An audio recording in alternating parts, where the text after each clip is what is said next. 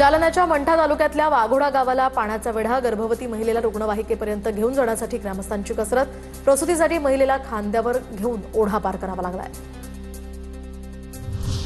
लातूरमध्ये निलंगा ते कासार शिरसी या रस्त्यावरील पूल पाण्याखाली, वाहतूक यामुळे ठप्प, पिकांचंही नुकसान, तर तेरणा नदीला पुराची स्थिती सध्या निर्माण झाली आहे। नवरात्रोत्सवात गडचिरोलीमध्ये नक्षल मुक्तीचा जागर, तर नवरात्रोत्सवात नक्षलवादी महिलांनी आत्मसमर्पण करावं असं आवाहन आत्मसमर्पित नक्षल महिलांनी या ठिकाणी सामाजिक संस्था मियान चॅरिटेबल ट्रस्ट देणार रोजगार। मोनोरेल मार्गावर नव्या गाड्यांच्या चाचण्या सुरू, तांत्रिक बिघाड आणि अत्यल्प प्रवासी संख्येच्या कारणांमुळे अनिश्चित काळासाठी आता मोनोरेल बंद। राज्य सरकारांचा पगार, पेन्शन आणि आता कर्जावरील व्याज फेडण्यासाठी राज्य सरकारचा सर्वाधिक खर्च, गेल्या 10 वर्षात खर्च तब्बल 2.5 पटींनी वाढून 15,63,00,000 कोटींवर पोहोचलाय।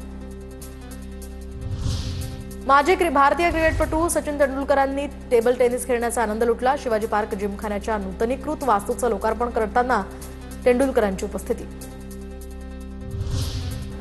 विजयादशमीच्या दिवशी राष्ट्रीय स्वयंसेवक संघाच्या शताब्दी वर्षाला सुरुवात होणार। एकाच वेळी 3 ठिकाणांहून पथसंचलन निघणार, तर हजारो स्वयंसेवक या गणवेशात सहभागी होणार।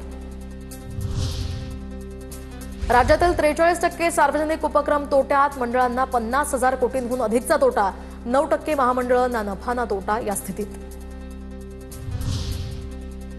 पंतप्रधान नरेंद्र मोदींचं देशवासियांना पत्र, जीएसटी बचत महोत्सव साजरा करूया, मोदींचं आवाहन। नवरात्रोत्सव आणि जीएसटी उत्सवाच्या पत्रातनं शुभेच्छा।